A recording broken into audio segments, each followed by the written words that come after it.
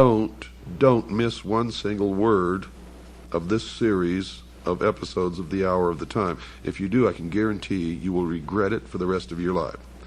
We're going to stop right now, folks. We have to take a break. I will be back right after this very short pause.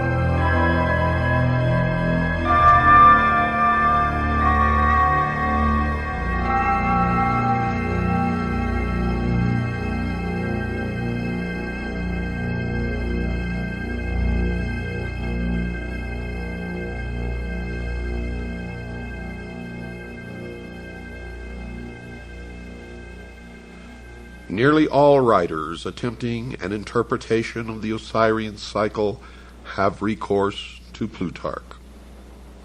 It has seemingly never occurred to Egyptologists that this eminent priest of Delphi might have purposely confused or distorted the fable, or, if not that, might certainly have misdirected the attention of the reader from relevant to irrelevant explanations. Two factors must certainly be taken into consideration when reading Plutarch. First, he was an initiated priest of the mysteries. Of this there can be no doubt. For he himself says, quote, "For the mystic symbols are well known to us who belong to the brotherhood," unquote. And in those days it was known as the Brotherhood of the Snake, and those who possessed the knowledge of the secrets of the ages wore the symbol of the snake on their headdress. And in the Egyptian hieroglyphics, you can see the members of the mystery religion of Babylon in the hieroglyphics as they wore the snake on the front of their forehead. It should be evident to everybody that as an initiate, Plutarch would not have unveiled the secret meaning of the Osirian myth, and I found that to be absolutely true.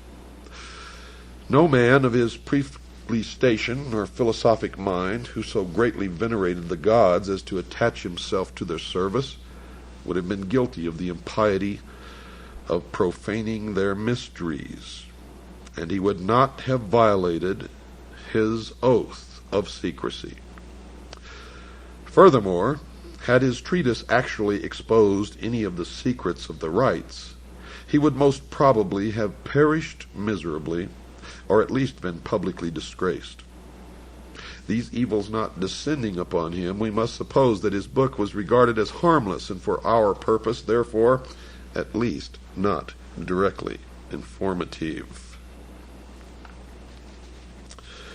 The second factor which gravitates against the likelihood of Plutarch's interpretations being correct is the condition of Egyptian metaphysics in the 1st century after Christ. If, as Budge maintains, the Egyptians themselves were unaware of the meaning of the word Osiris long prior to the Christian era, into what decay had the old rites fallen even prior to the Ptolemaic period? Now, if Pluto based his accounts upon popular traditions, they were most certainly inaccurate, and it is not impossible that even the priests themselves were for the most part ignorant of the origins of their doctrine. It should not be inferred, folks, from the general literature available concerning this Osirian cycle and the mysteries that all of the priests were themselves initiates of a high order. Only a small part of them ever actually received the greater secrets of their order. For the rest, rite and ritual suffered. And it's the same today.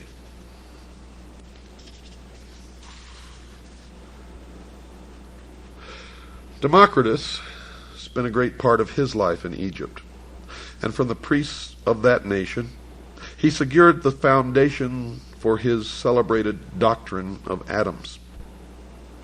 That's right, folks, atoms, A-T-O-M-S. A doctrine which has survived as a scientific fact to this day. From all these different philosophers who visited Egypt, we shall secure a better estimation of the profundity of Egyptian learning than from even the Egyptian writings themselves. Plato went to Egypt and was initiated into the mysteries in the Great Pyramid, where he lay for 3 days and 3 nights in the sarcophagus, during which he was imparted knowledge which he was to guard, protect. He describes his initiation in his writings. I suggest that you read it. If we can assume the pragmatic viewpoint that the substance of matter is to be determined from its consequences, then we must indeed highly reverence the wisdom of the Egyptians. For it seems that first among the consequences of that wisdom is civilization itself. That cannot be doubted. Civilization is no fable, nor is it a progeny of myths, but that which is real and substantial. And it bears witness to a profound and superior wisdom, which must have existed over a great period of time, and have been communicated to at least a privileged few since the very beginning of man's cultural impulse. Now we can also take the example of Pythagoras, the great philosopher, while a youth, if we may credit Iamblichus, associated himself with Thales of Miletus, from whom he gained a considerable knowledge of the mysteries. Thales, being at that time of great age and infirm body, apologized for his incomplete understanding of the sacred doctrines, and urged Pythagoras to visit Egypt, the motherland of wisdom, as it was called in those days. Iamblichus wrote that Thales confessed that his own reputation for wisdom was derived from the instruction of these priests, but that he was neither naturally nor by exercise endued with those excellent prerogatives which were so visibly displayed in the person of Pythagoras. Thales therefore gladly announced to Pythagoras, from all these circumstances, that he would become the wisest and most divine of all men if he associated with these Egyptian priests. Iamblichus then describes the journey which Pythagoras made to Egypt, how en route he was initiated into the mysteries of several nations, and at last, arriving at his destination, was received by the Egyptian priests with respect and affection. He associated with the Egyptian philosophers for some time, and after demonstrating by his sincerity and consecration that he was worthy to associate with the initiated, he was at last admitted into the secrets of their orders.